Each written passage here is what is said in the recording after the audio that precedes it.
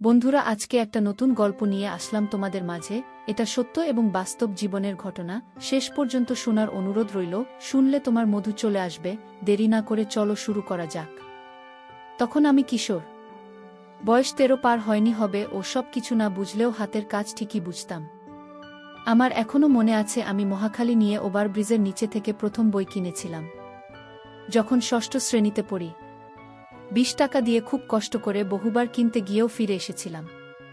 তারপর যখন দেখলাম ফুটপাথের দোকানে ভিড় কম, তখন চুপি চুপি দোকানদারকে বলেছিলাম আমার একটা বই লাগবে।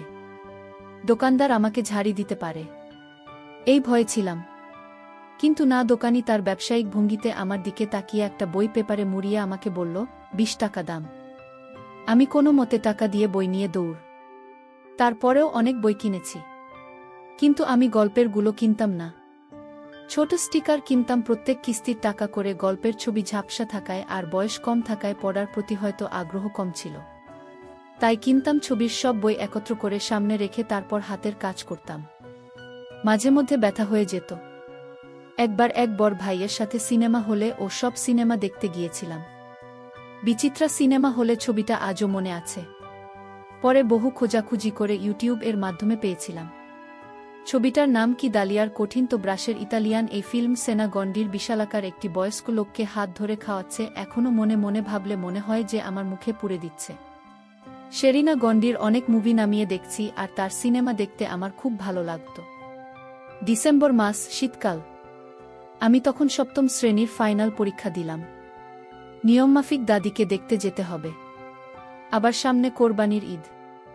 আমার অতীত অভিজ্ঞতা থেকে শীতকালে বাড়ি যাওয়া মানে অসহ্য একটি বিষয়। তারপরেও আবার ধমকো মারথা পড়ার ভয়ে বাড়িতে যেতে হবে।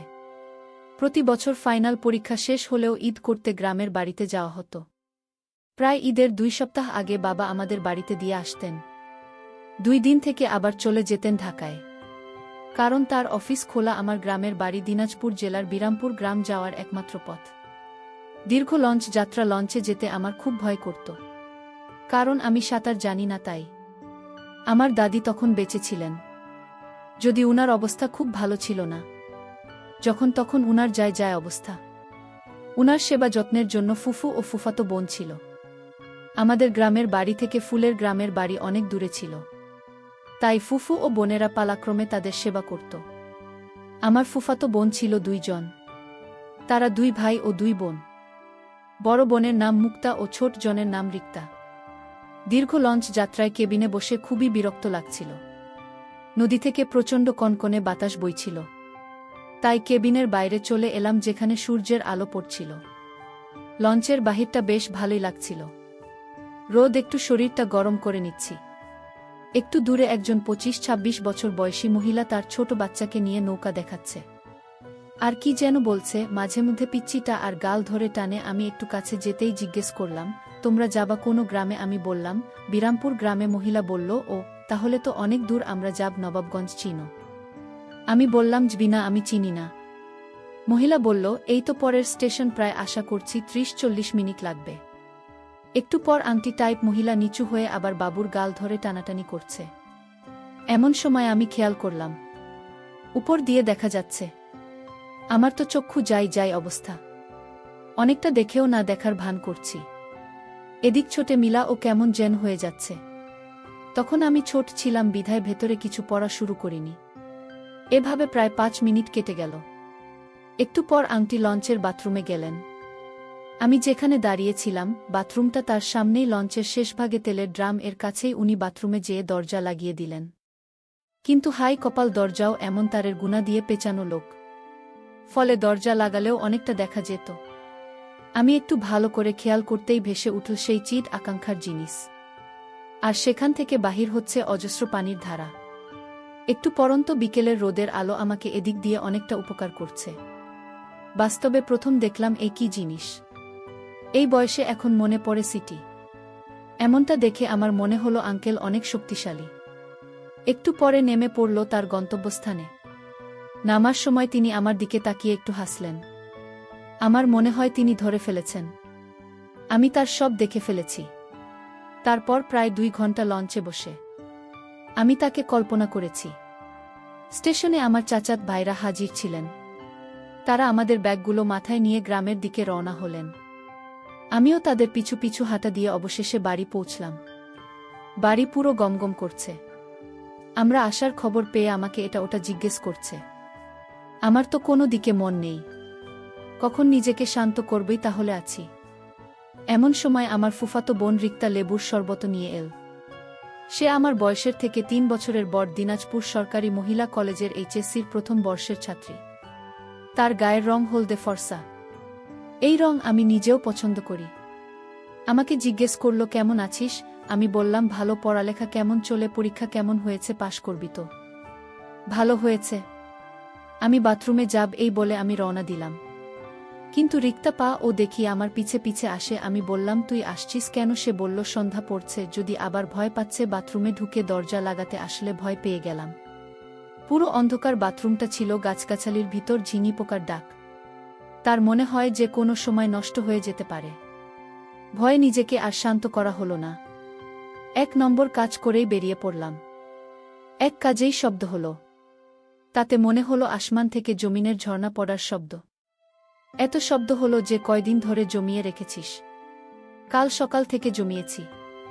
বসলে এত শব্দ হতো না। এখানে যে অবস্থা, বার বসা।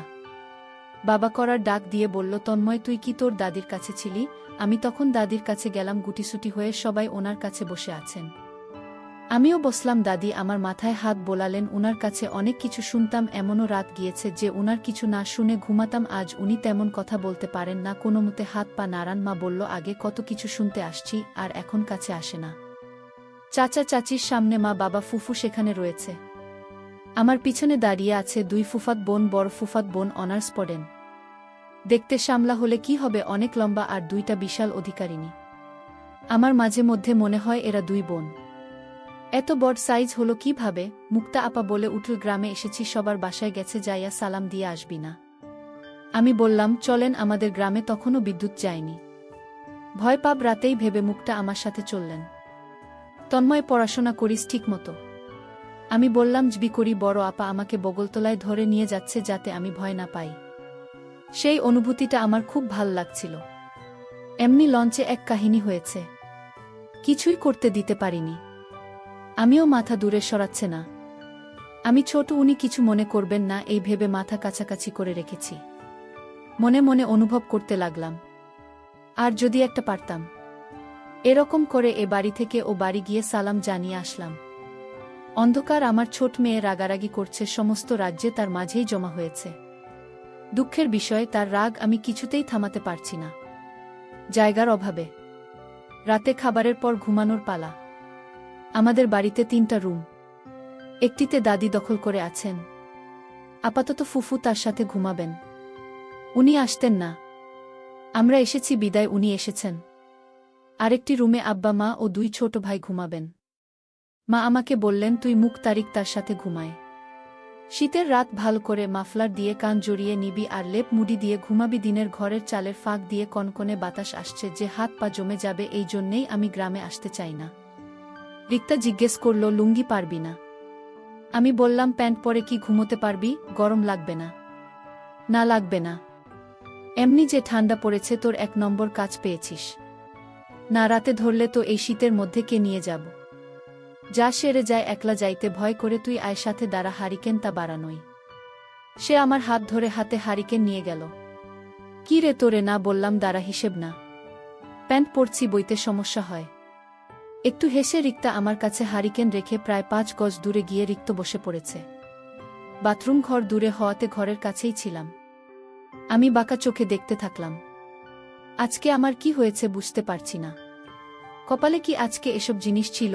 মনে মনে ভাবতে লাগলাম, এরকম যদি প্রতিদিন হতো। তারপর সে থেকে উঠে আমাকে বলল, চল। হারিকেনটা হাতে নেই, লেপের নিচে আমরা 3 জন, আমি মাঝখানে শুয়ে আছি। আমার দুপাশে মুক্তা। অনেকটা আরাম লাগছে তাদের তাপে। আমি কল্পনা করেছি সেই আংটির কথা। অন্ধকারে ভয় কোনোভাবেই আমার ঘুম আসছে না। একবার এদিক হয়ে আর একবার ওদিক। একটু পর মাথায় একটা দুষ্টু বুদ্ধি এলো। আমার দুপাশে শুয়ে আছে 2 জন, এরা তো ঘুমিয়ে পড়েছে। আস্তে আস্তে ধরলে টের পাবে না, কিন্তু ধরব কাকে? মুক্তা আপাকে ধরলে মায়ের খাওয়া লাগতে পারে।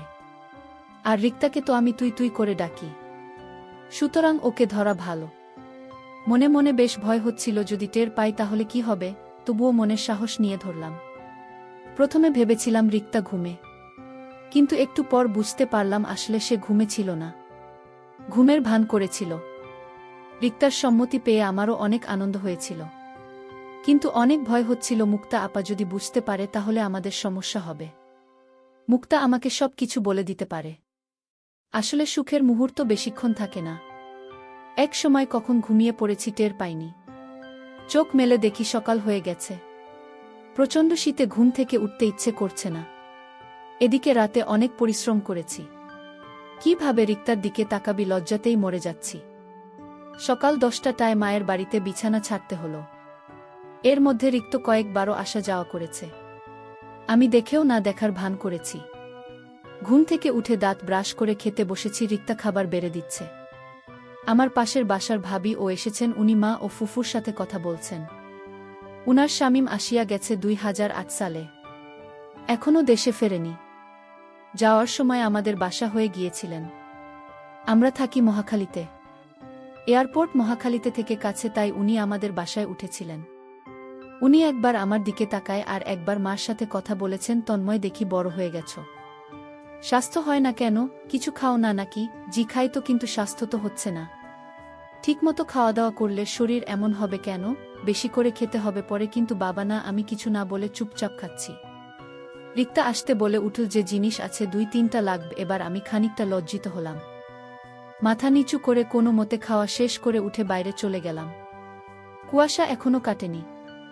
বাবাকে দেখলাম কোথা থেকে খেজুরের রসের কলসি নিয়ে এলেন। শীতকালে খেজুরের রস যে খেয়েছে সে জানে কতটা সুস্বাদু। তবে এতটাই ঠান্ডা থাকে যে এক চুমুকে শেষ করা যায় না। আমি 2 গ্লাস খেলাম, খেয়ে চাচার সাথে বাজারে চলে গেলাম।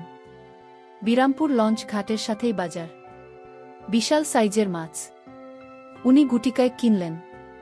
বেড়িবাঁধের উপরে বাজার বসছে। বেড়িবাঁধ থেকে নদী দেখা যায়। মেঘনা নদী অতি ভয়ানক এই নদী। অনেকের মতে এর তলদেশে পৃথিবীর অন্যদের থেকে সবচেয়ে বেশি স্রোত হয়ে থাকে। বিশাল তার বুক, এক কিনারা থেকে আরেক কিনারা দেখা যায় না। দূর থেকে অনেক জাহাজ হচ্ছে আর ছোট ছোট নৌকা।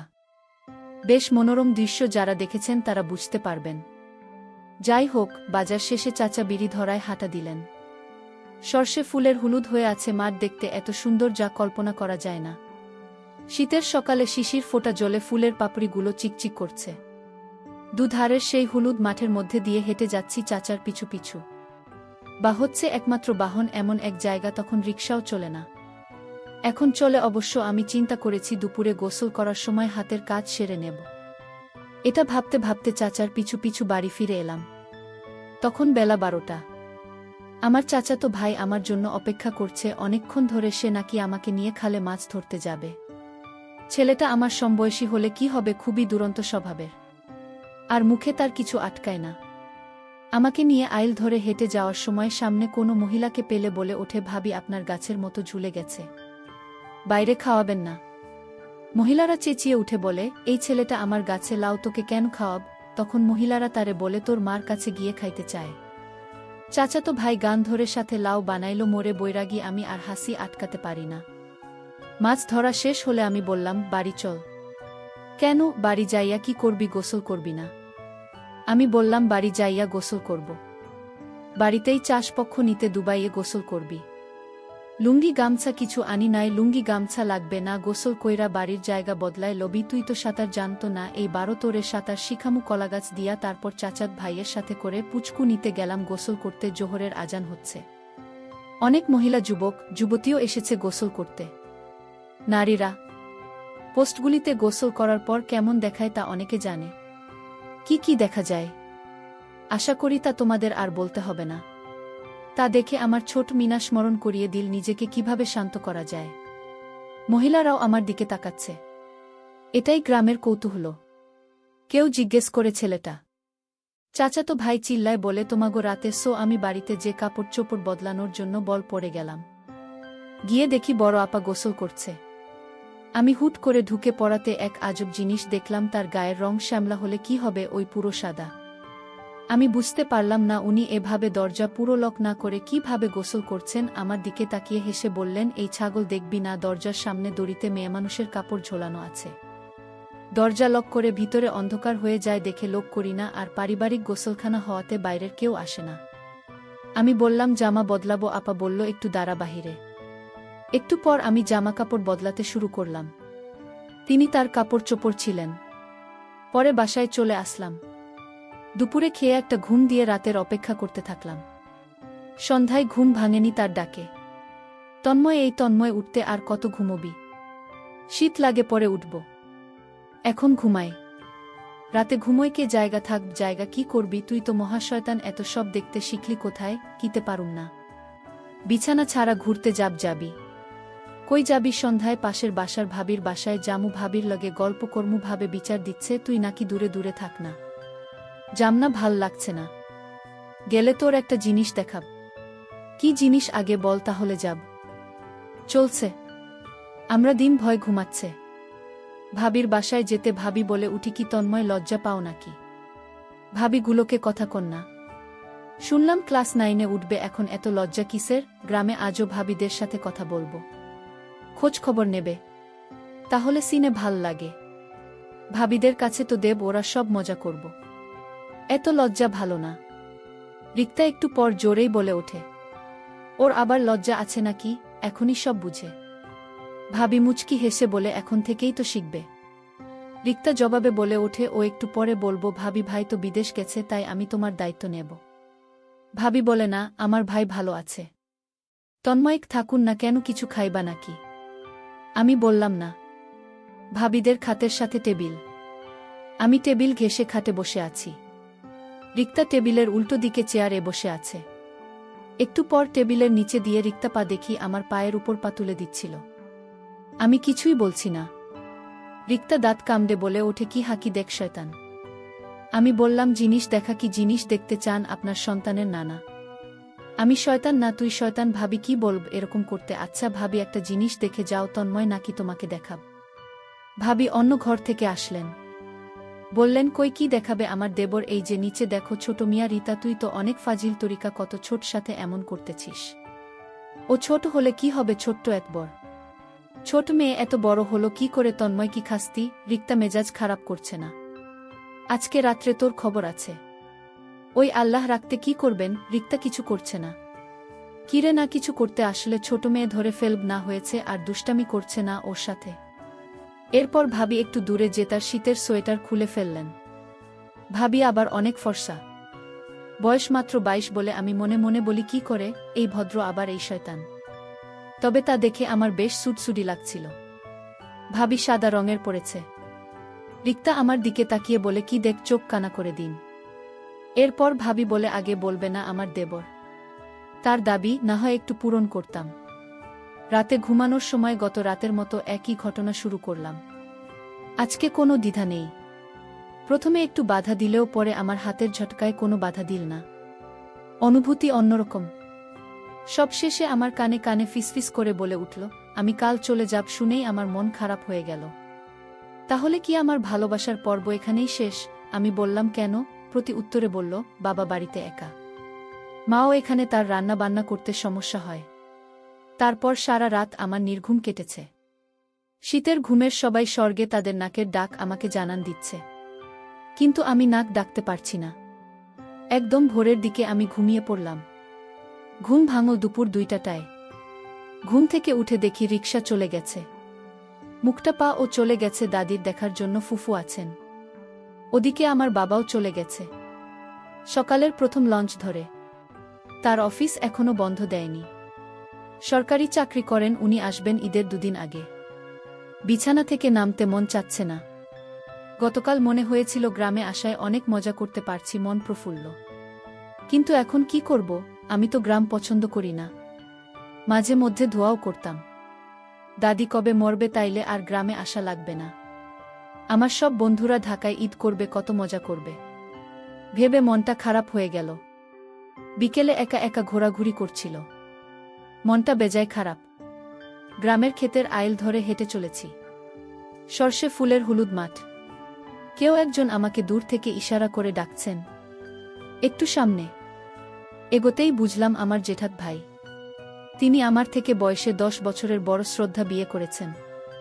বিয়ের 4 মাসের মাথায় ওনার গর্ভবতী। তাই তার মুখে সবসময় হাসির ঝলক লেগেই থাকে। এমনিতেই একটু সহজ সরল টাইপের। কারো সাথে ঝগড়া করে না বলে গ্রামের সবাই উনাকে অনেক ভালোবাসেন। আর উনি আমাদের বংশের, আমার অন্য সব ভাইদের থেকেও বড়। আমি ওনাকে সম্মান করি। আমাকে উনি বললেন, একা একা হাঁটতে আছিস যে? ফজলুর এ নিয়ে ঘুরতে পারছ না? রাস্তা হারালে চিন্তিত। সন্ধ্যা হইয়া আস্তে আস্তে চল বাড়ি যাই। আমি বললাম, আমি পরে যাব, বাড়িতে কেউ নাই। আমার সমবয়সী চাচাত ভাই ফজলুকে সহজে পাওয়া যায় না। সে কোথায় কোথায় গায়েব থাকে বলা যায় না। অতি দুষ্ট ছেলে, মানুষের হাতে মারও খায়। আমি দাঁড়িয়ে আছি। ঠান্ডা ক্রমেই বেড়ে চলেছে। গায়ে সোয়েটার পরেছি, তারপরেও কাজে দিচ্ছে না। আমি আনমনে হাঁটতে হাঁটতে লঞ্চ ঘাটে চলে গেলাম। ঘাটে অনেক দোকান। চায়ের দোকানে গ্রামের মুরব্বীরা কথা বলছেন। কেউ কেউ আমার দিকে তাকিয়ে থাকেন এক দৃষ্টিতে। আমি গ্রামে আসার পর থেকেই জিনিসটা খেয়াল করে আসছি। কোনো জায়গা দিয়ে গেলে সবাই কেমন জানি উৎসুক চোখে তাকিয়ে থাকে। পরিপাটি জামা কাপড় পরিধান করাতে হয়তো তাদের এই কৌতূহল। গ্রামের বৃদ্ধরা সাধারণত লুঙ্গি আর চাদর রাখেন, গায়ে শীত হোক আর গরম। কেউ একজন জিজ্ঞেস করে, তুমি সালামের পোলা না? আমি জি বলেন ওদের কাছে এগিয়ে যায়। একটু পরে একটা লঞ্চ এল। দেখতে ভালো লাগল। টার্মিনালের সামনে আসার আগে প্রচণ্ড শব্দে সাইরেন দিতে থাকে। ধাক্কা খাওয়ার আগে লাঞ্চটা একটু বেঁকে, তারপর ধাক্কা খায় আর সাথে নিয়ে আসে প্রচণ্ড ঢেউ। আমি আরেকটু সামনে যে পানিতে নেমে পড়লাম। কনকনে পানি। খানিক পরেই আবার উঠে গেলাম। অনেকক্ষণ দাঁড়িয়ে আমার অতীতে ঘটে যাওয়া কিছু রোমাঞ্চকর ঘটনাবলী মনে করতে থাকলাম। আজকে রাতে এরকম হবে না। একা একা ঘুমাতে হবে। খানিক পরে বাসার উদ্দেশ্যে রওনা দিলাম। বন্ধুরা, তোমাদের একটা কথা বলতে চাই। আমি তোমাদের সর্বদা হাসি খুশি রাখার জন্য খুব কষ্ট করে ভিডিও বানাই। তাই তোমাদের কাছে অনুরোধ থাকবে, অবশ্যই ভিডিওটি দেখে একটি লাইক করবেন এবং আমাদের চ্যানেলটি সাবস্ক্রাইব করে পাশে থাকবেন।